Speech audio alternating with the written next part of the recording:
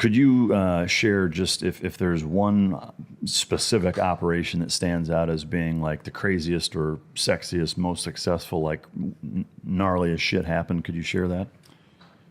Or at least what you can from it? I mean, I would say that that whole thing was one operation.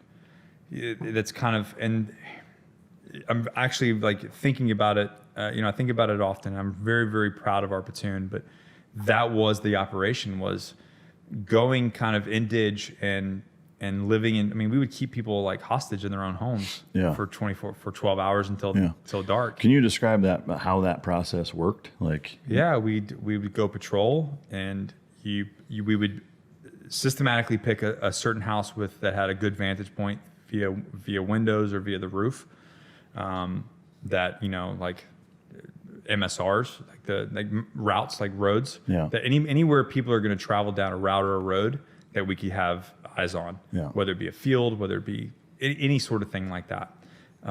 So we would go patrol around the Ville, and then we would pick a house, and then we would enter that house. Is it daytime or nighttime? Nighttime. Always? All night.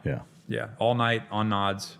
And we would go through that house, and then we'd pick it, and then we would very kindly take over that house. I notice a little bit of a sly smile while you say very kindly. I mean, were you breaching their doors?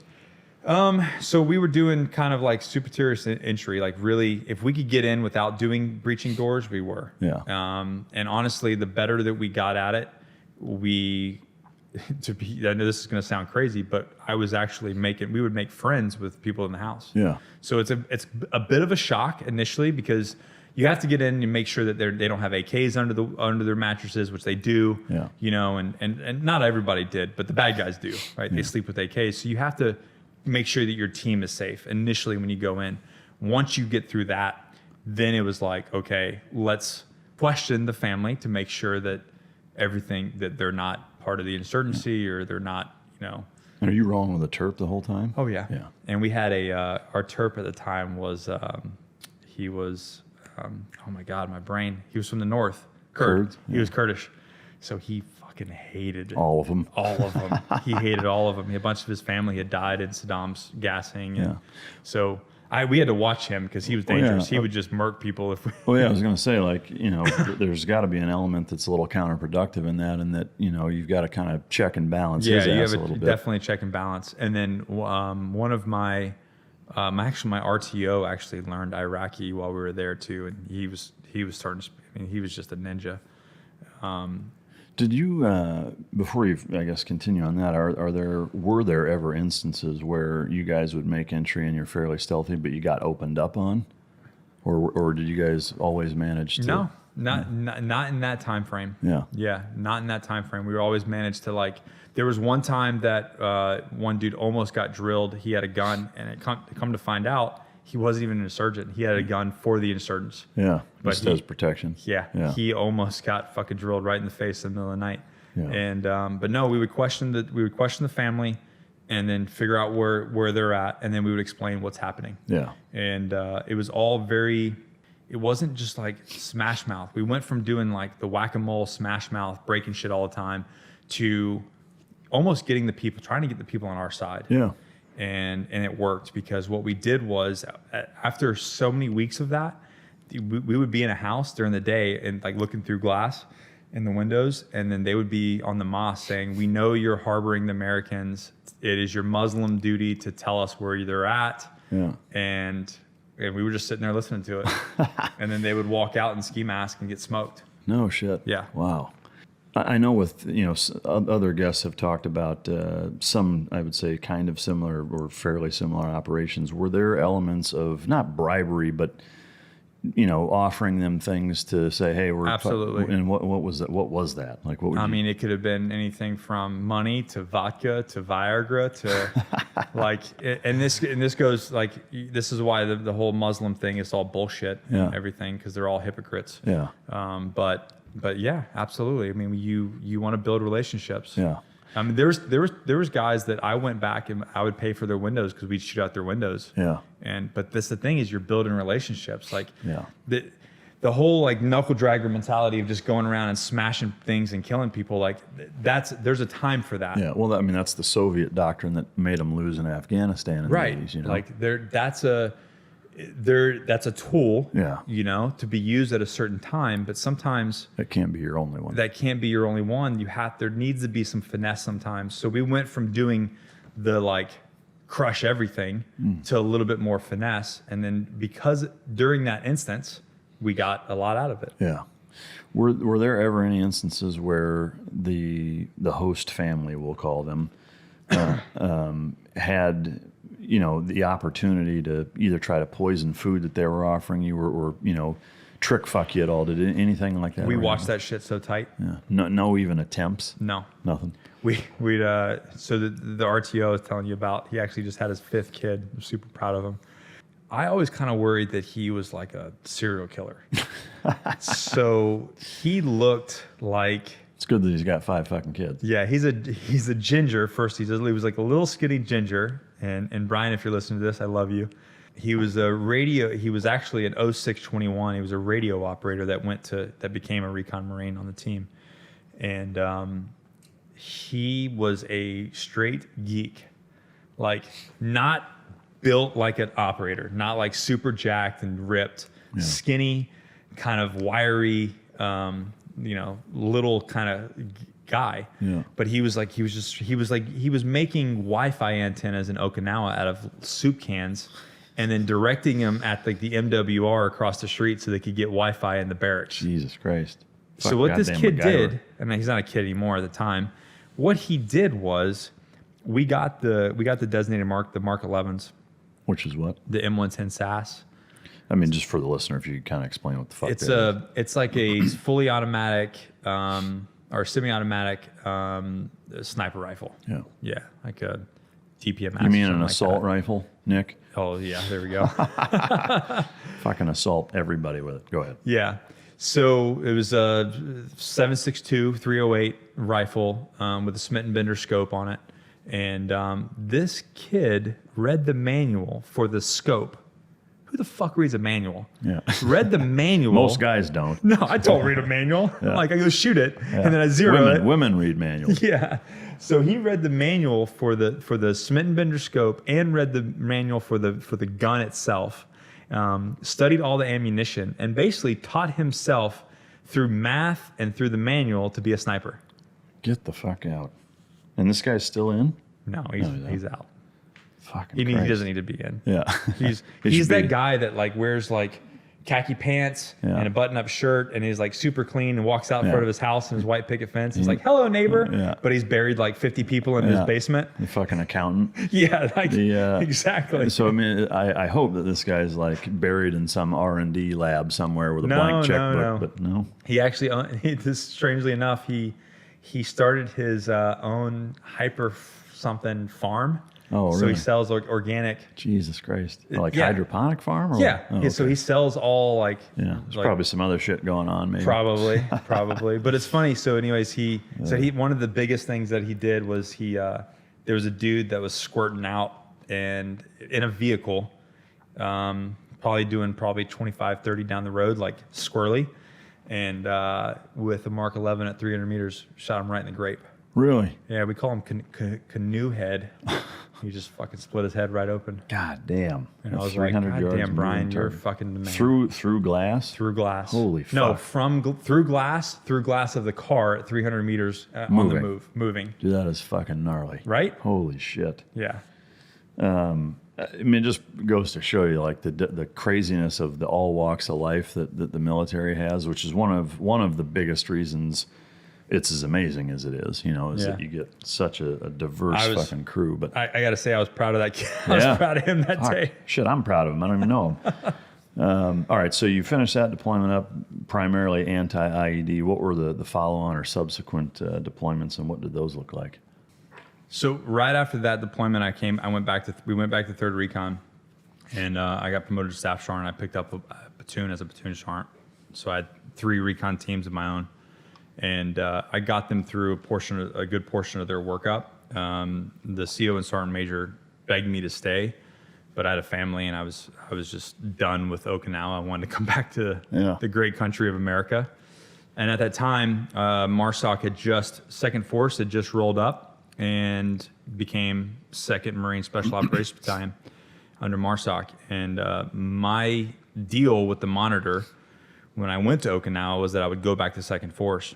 And he actually came out to Okinawa, and I said, "Hey, is our deal good? Am I going to go back?" And he said, "Yeah." He said, "One caveat, you got to go back through selection."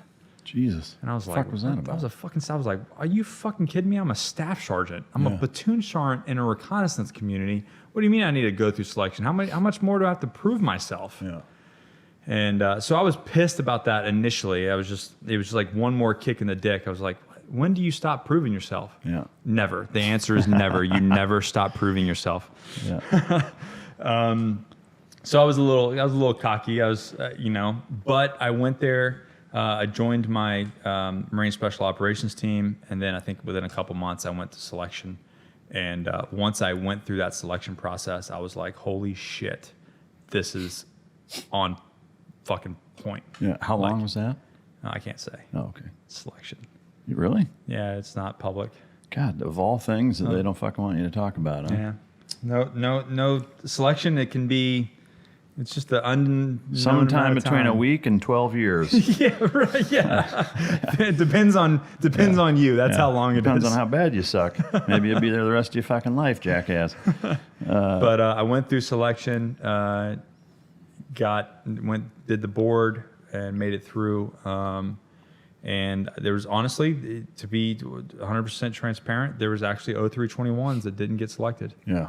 So it was they have a very, very solid product at ANS, at assessment and selection for MARSOC.